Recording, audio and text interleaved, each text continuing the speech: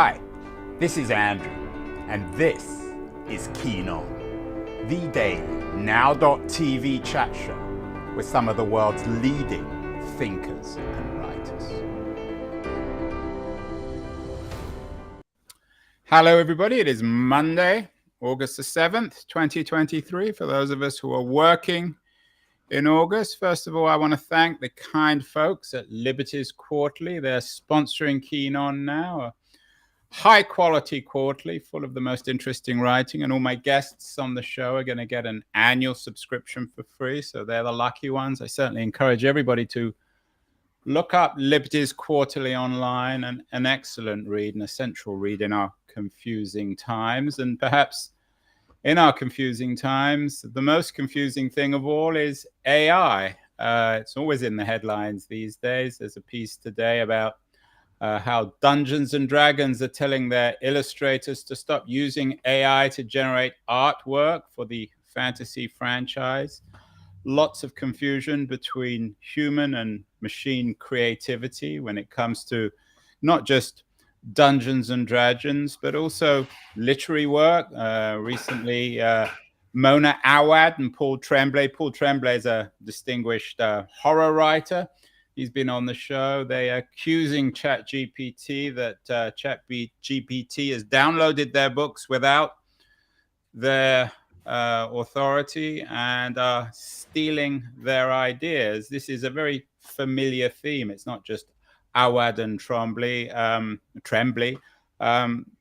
It's becoming a theme not just with writers, but with movie makers and graphic artists of one kind or another. Meanwhile, more headlines about how AI is going to wipe out another of our distinguished professions, architecture, apparently, according to one writer in The Guardian today. AI is already way beyond what humans can do in architecture, and it's going to make all architects redundant. I always assume most architects were redundant anyway. It's a hard thing to get jobs in. Anyway, this subject isn't ending. It's only really just beginning. And one man who has dedicated his intellectual life to making sense of it is my guest today. Michael Wooldridge is the professor of computer science at Oxford University and the author of a very accessible and important book, A Brief History of Artificial Intelligence, What It Is, Where We Are, and Where We're Going. It was published in 2021, Michael. Would you have written it differently in our age of generative AI, of ChatGPT, or was that the inevitable next chapter? No, I don't think it was inevitable at all. And I think, that's one of the occupational hazards of writing about AI in the present day and age is that things change quite quickly.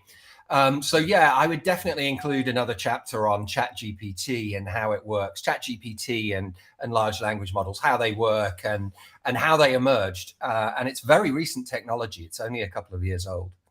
Were you taken by surprise by this? I mean, did you understand the potential here, or was it for professionals in the field like yourself? We've had other people on the show discussing it, everybody from Gary Marcus to Margaret Mitchell, a lot of your colleagues. Were most of your community taken by surprise by ChatGPT? I think the truth is, in one sense, no. And the sense no is that what these tools were designed to do was to produce very good language, and what AI researchers call natural language processing, which means understanding and generating language. And the fact that they were good at that did not come as a surprise. But the system that really got everybody's attention in 2020, we were still kind of in a lockdown, was GPT-3, which is a predecessor to ChatGPT. And we didn't quite get our hands on it, but it was clear very soon that there was that represented a step change over what had happened previously. It wasn't just a little bit better, it was a lot better at generating natural language. But the thing that really caught people by surprise is that, and I didn't see coming, was the other things that it was going to be good for. I didn't anticipate all the other things that it was going to be good for, which on the one hand is as an AI professional is slightly depressing. But in truth, I think basically, as well as me not anticipating it, neither did Google, frankly, neither did most big tech companies.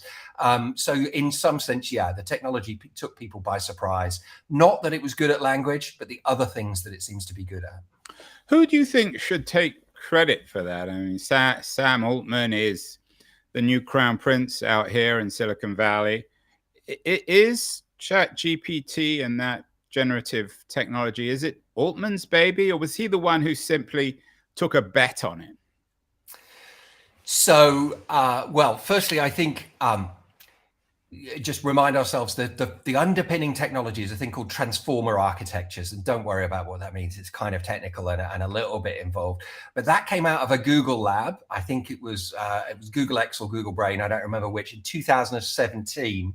And that was the fundamental. I mean, what these things do, what large language models do, is token prediction. What is the thing that should come next? It's just like your autocomplete phone feature on your phone, except on a vastly larger scale. But the core architecture for that, 2017, out of a Google research lab. And was that connected with Geoffrey Hinton, who, of course, has made headlines recently because he resigned from Google? I think a British-born computer scientist now based in Canada. I'm sure you know him. Yeah, I don't think Jeff was an author of the original paper. The original scientific paper it goes by the title "Attention is All You Need." All you need is a kind of a slightly in AI joke. Whatever your favorite technology is, you like SAT solving technology, which is another obscure AI technology. You write a paper called "SAT solving is all you need." So attention is all you need is the paper that kicked it all off. And that came out of a Google lab. But what OpenAI did, and you described it as a bet, and that's exactly what it was, is what they did is they said, okay, let's take this architecture and just turn it up to the max. Let's see how much data we can throw. Let's see how big we can make these systems and see what happens. And they got an investment from Microsoft, I believe, of the order of $1 billion around about that time.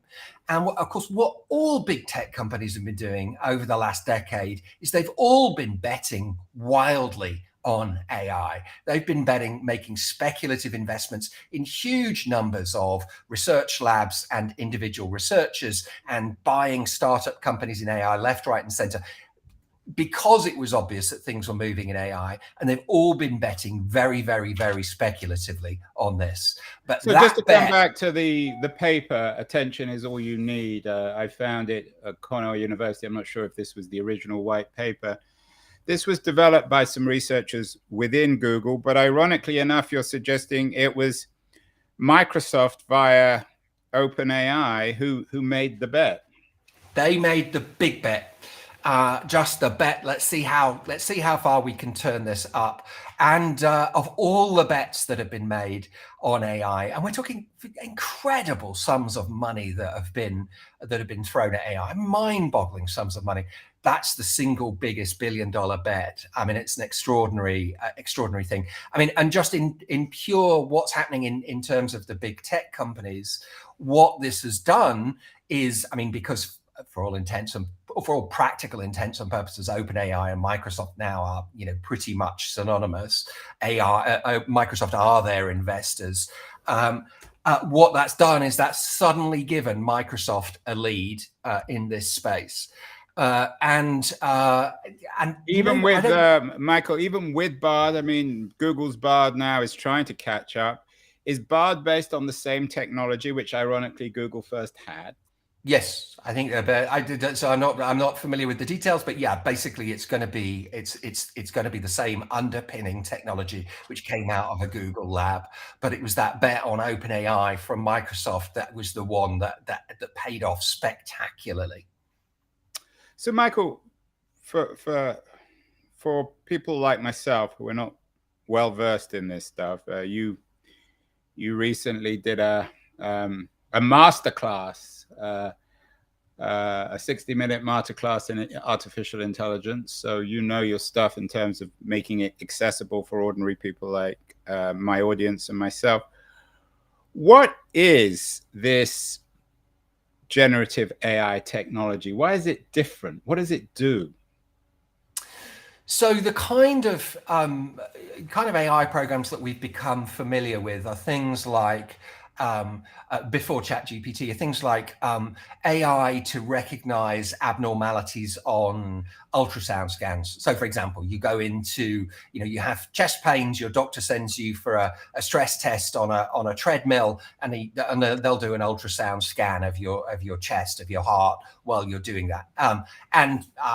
A classic example of AI technology, for example, through a company called Ultromics based here in Oxford, is using AI to try to identify abnormalities. And basically all it has to do is it's been trained on lots and lots of examples of scans, both good scans where there are no abnormalities and scans where there are abnormalities. And all it has to do is to simply classify them, to recognize them as no abnormality, abnormality, right? So that's an absolutely classic application of AI. But that's not generative in the sense that it's actually not creating anything. It's simply doing a classification task.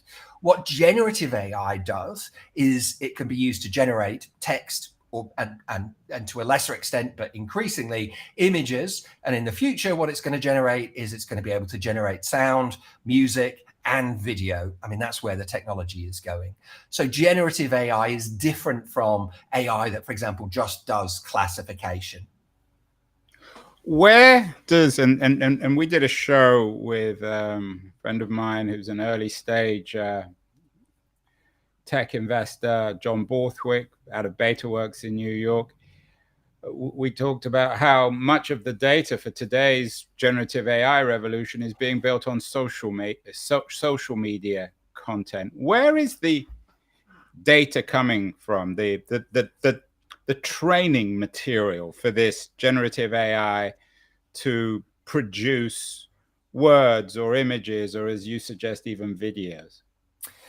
So the standard approach to building these things is you need vast quantities of high quality text. So build a system like ChatGPT, a purely text-based system. In order to build that, you need enormous quantities of very high quality text. So the standard approach is you begin by just downloading the whole of the World Wide Web in its entirety. And there are some standard tools. For example, if you Google Common Crawl, there's a standard tool and a standard data set which works in exactly that principle. It just downloads the entirety of the World Wide Web and scrapes all the text from all of the web pages on the World Wide Web. This is all the stuff that is accessible. I mean, everything. So ironically enough, it's really the second chapter in the history of Google. Of course, Google began as a search engine by legally or otherwise downloading the entire web in the late 90s from Stanford University servers. And it is no accident that that's why it's the big tech companies that are very well placed to develop this technology, because that's exactly what they're geared up to do. But you download all of that text, and that means everything that's accessible on Twitter and Facebook and Reddit, God help us, all of it. Why'd you say God help us? Because there's an awful lot of extremely unpleasant material, which, if you're not very careful, then gets fed into these things. You don't have to look too hard on Reddit to find unpleasantness. The point is, all of that text is downloaded and is used as training data. And what it's used for is basically exactly what your phone does when it does auto completion. You start typing a text message on your phone and your phone will suggest completions of the messages, what should come next. And how's it doing that? It's seen all the text messages that you've sent, and it's learned what the likeliest completions are. And what ChatGPT and co do is exactly the same thing, except that their training data is, as I say, every piece of digital text that's available in the world.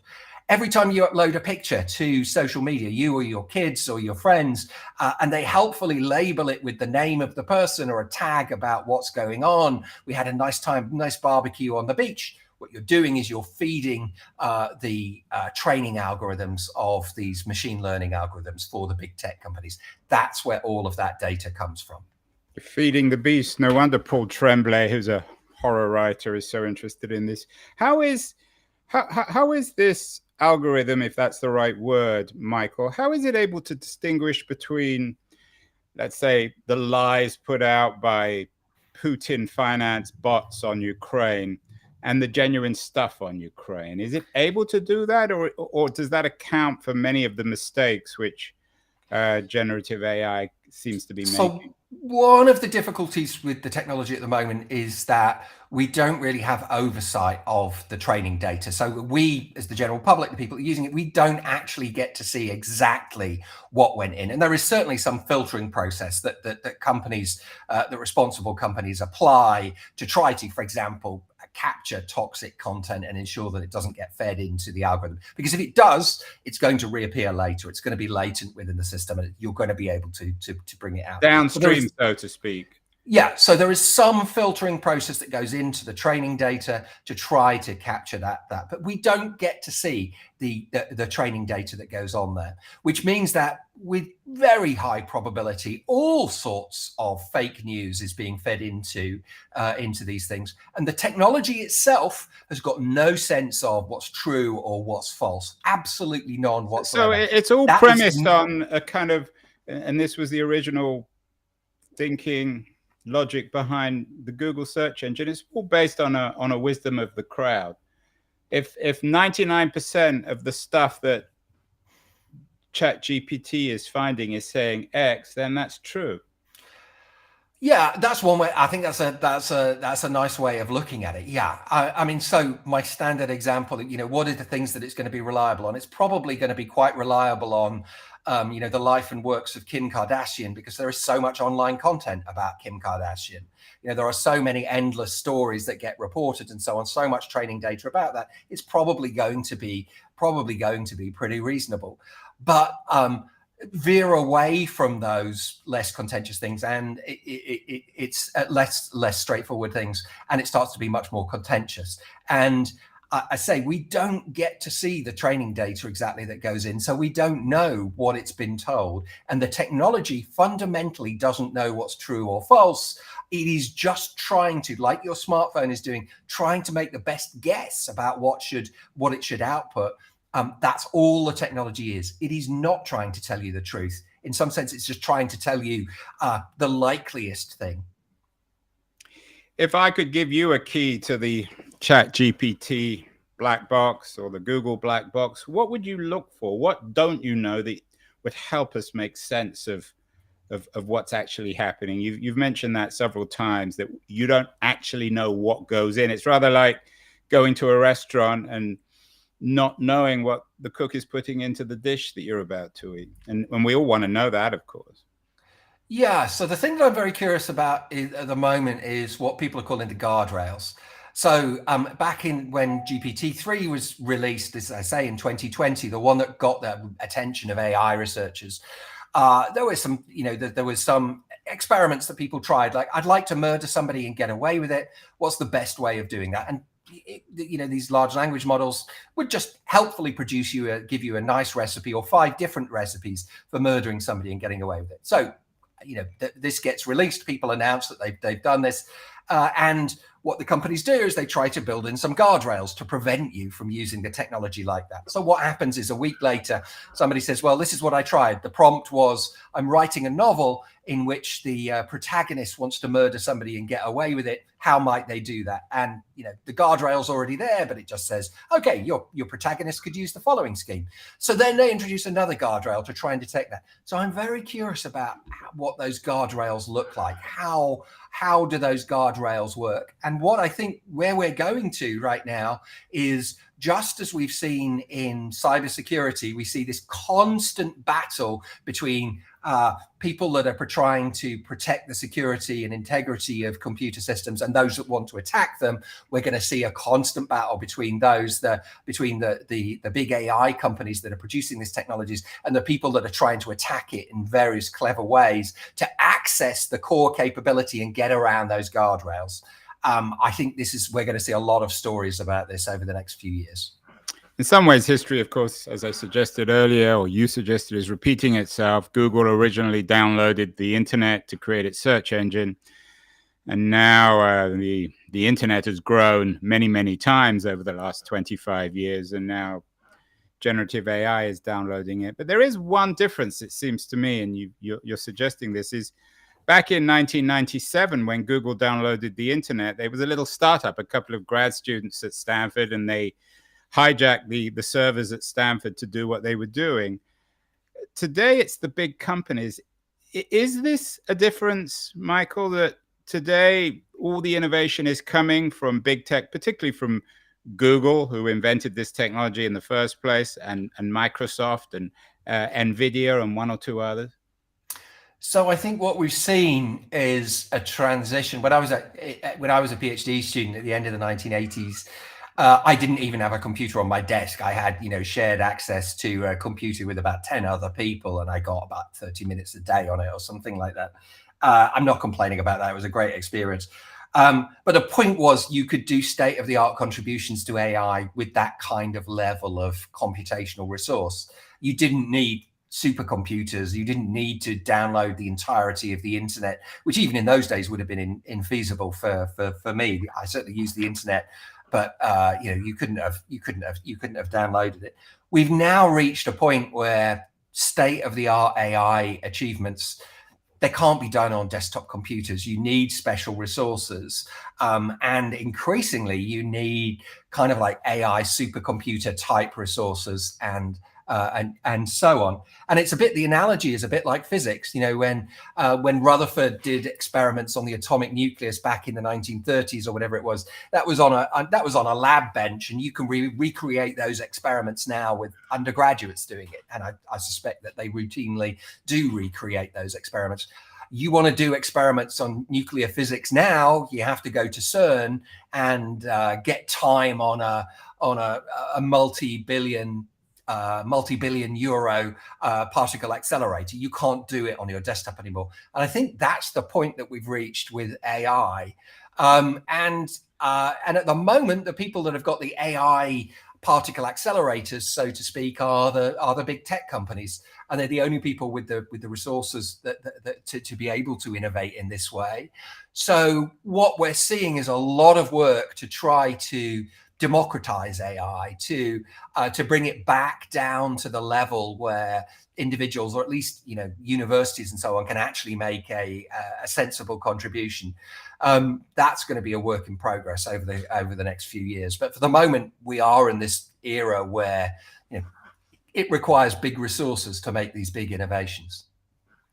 You touched on nuclear physics, of course, Oppenheimer.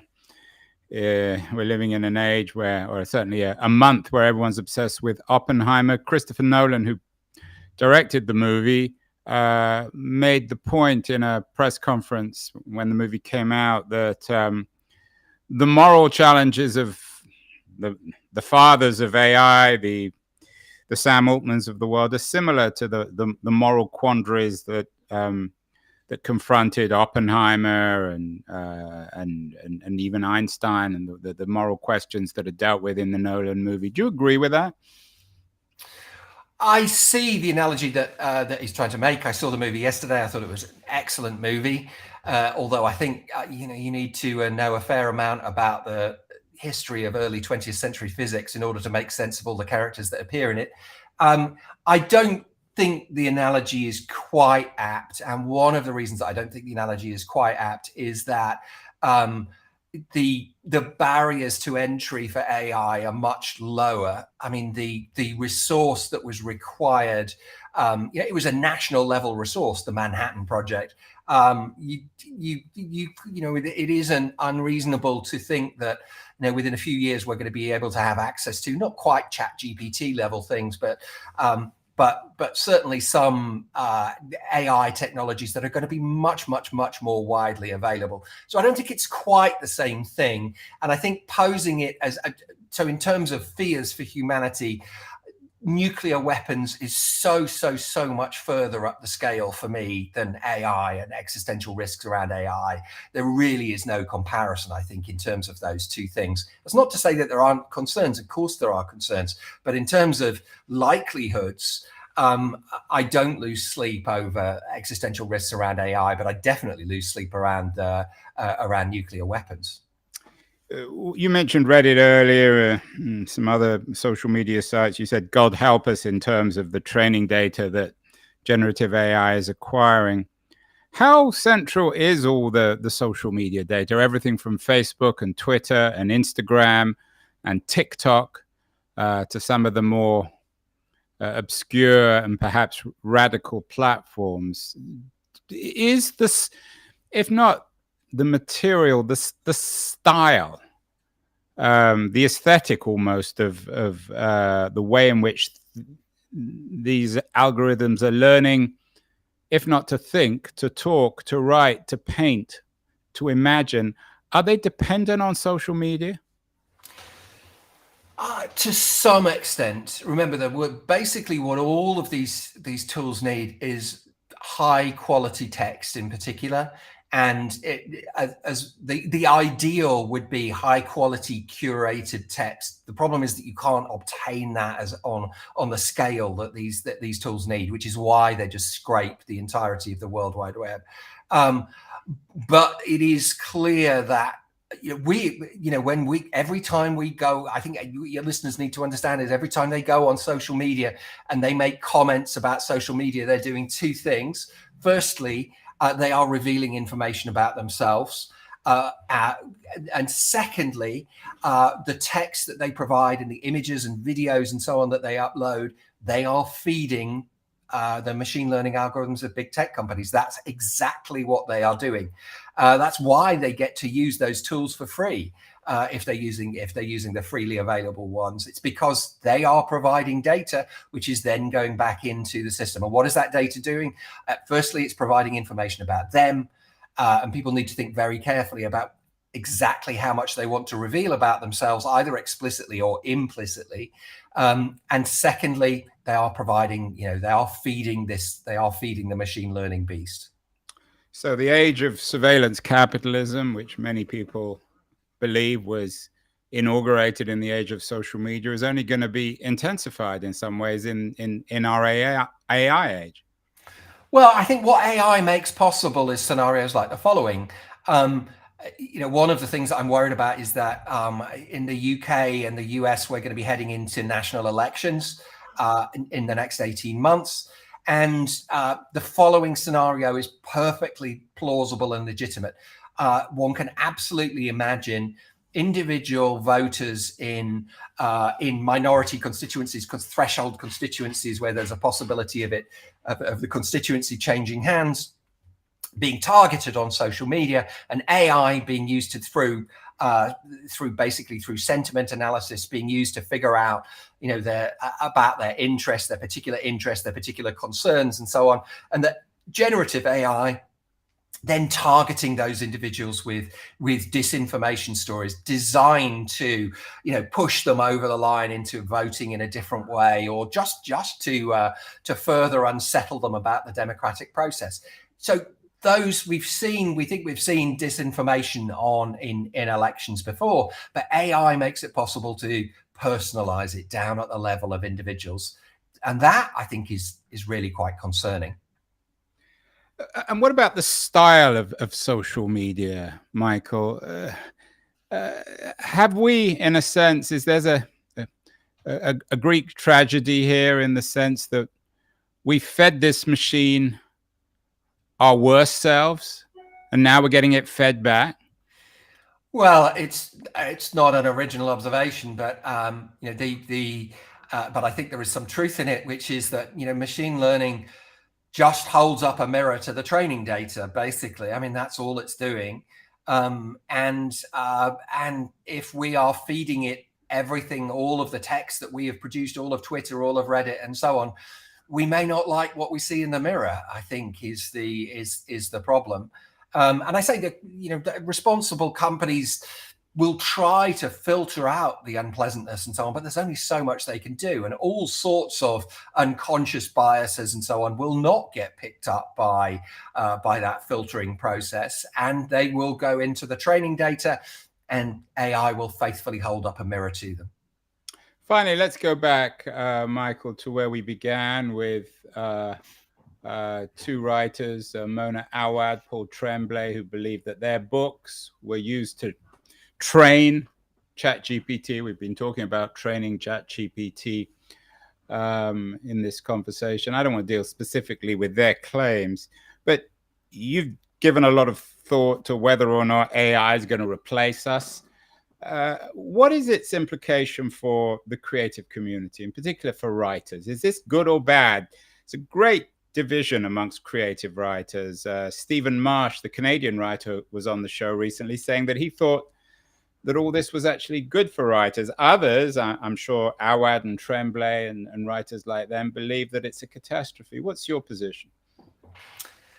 So I think it's quite a nuanced picture. I think that in terms of whose jobs are at risk, I think people that just produce routine, not necessarily terribly high quality copy, those kind of roles are I think are directly threatened, because this technology can produce high quality text with appropriate steering, and it's only going to get better at doing that.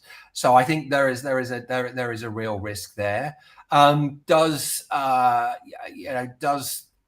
J.K. Rowling or Ken Follett or somebody have to worry right now? I think not. I think for most artists and creative writers and so on, I think the way to think about this is as another tool which can help them be better at doing what they do. I think we will see a lot of, in the corporate environment, a lot of the uses of this technology will just be to improve the quality of communications. And I think most people that work in corporate environments would agree, whatever corporate environment you're in, if you get a small improvement in the quality of corporate communications and communications that go on between individuals in terms of emails and so on, improving that, is no bad thing. So I think for most people, it's going to be a tool that they use.